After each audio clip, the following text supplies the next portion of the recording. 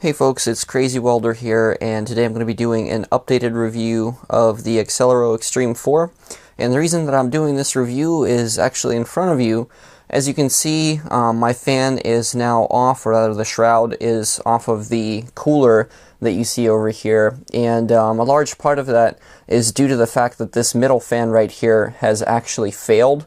And it failed so bad that I had a thin layer of smoke all around it inside of my case. And I'm frankly, quite disappointed because at this point I am about 11 months in with this product and, it just decided to completely crap out on me. It's not something I expected from Accelero, especially, this early on in the product's lifetime.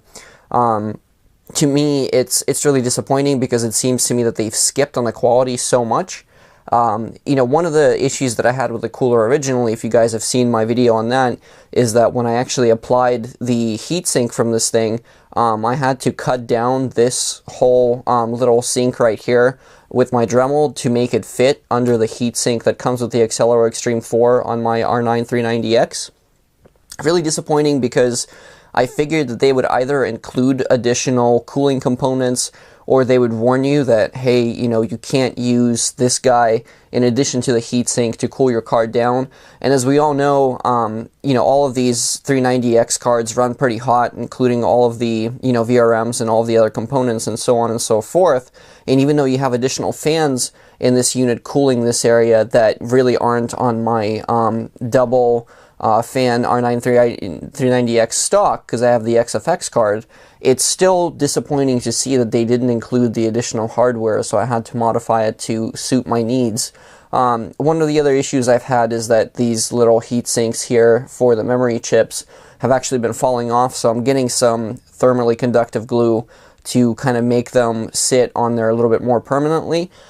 And the other issue is that I had to get smaller heat sinks which don't have as much of a surface area, which, as you know, is pretty important for dissipation of heat into the air.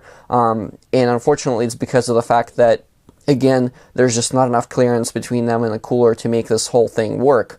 But the most important part is the fact that this fan, only at 11 months in, just decided to give out. Now, it still spins, but to me, it might as well be basically a paperweight at this point because it just doesn't, I can't sit in my room and have this smoke coming out of it and be inhaling that. For all I know, it's pretty toxic. It literally smells like burnt electronics. Now, it doesn't look like anything is actually burnt on this thing, and again, the fan does actually spin, but I've ended up actually replacing the fans with some different fans from, coincidentally Arctic, because they had a good price, and they also use fluid dynamic bearings. We'll see how those fans work. It seems like the cause of the failure was actually running these fans at 100%, which is the same failure I've actually had on the G-Lid Icy Cooler for my 7970 before. Really strange that this is how the fans fail, given that they've been working fine at, variable, basically speeds before. But now they just decided to completely crap out on me. So I've ordered 3 replacement 92mm fans and a PWM hub, basically, to be able to control them from, fan control software. That way I don't have to actually order a separate hardware for fan control, which would basically cost a heck of a lot more money. So the way I'm going to do it is I'm basically going to take the heatsink, as you can see right here. What I'm going to do next is essentially zip tie the fans on it. So there'll be 3 fans basically running across this whole thing to make it a heck of a lot easier to mount everything. I was looking at different brackets and, all kinds of other stuff to kind of mount them, but nothing that seemed to really work really well. So the zip ties I'm just going to have to do is going to look kind of ghetto, but I should have a lot more airflow with this fan setup than I had with the original, and it might actually even be more quiet.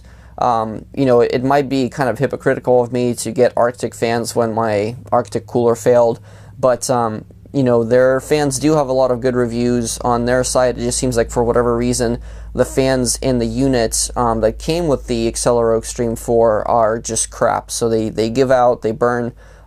This is now the second bad experience I've had with an aftermarket cooler that came with fans after the G-Lid. Really disappointed. Originally I had a 4-star review on the Accelero Extreme 4 because it does still provide really good cooling. But now that this fan issue cropped up, I basically have to bring the rating down just because it's really that much of an annoyance, and a customer just should not have to deal with something like that. Now at this point, it's hard for me to even recommend the Accelero Extreme 4 to people. I would say that if you need to get a cooler for your GPU that's aftermarket, go with a Prelimitech cooler or go with the Ragentech. I'm not sure if I'm saying that right, Ragentech. I forget what the correct pronunciation is for that cooler, but those all come just with the heatsink, and then you attach your own fans to them to make them work. And it seems like people are using those to even cool the Vega 64 cards, which is a pretty big deal because that means that they're able to dissipate all of that heat. And I mean, in general, I would say that if you want to get a cooler, and you're going to get the Accelero because it happens to fit your card, or it happens to, have features that you like, for example, like the back plates that they have on, on their coolers that come stock, then I would just say just ditch the shroud that comes with it and use your own fans anyway. You're probably going to get better cooling performance, and most likely you're just going to have a better time using your card, and you can have a bit more granular control of the fans as they are aftermarket. So, to me, it's, again, a huge kind of blow because I was hoping to use my computer to do more videos, recently, especially this week, to be able to bring you guys more content.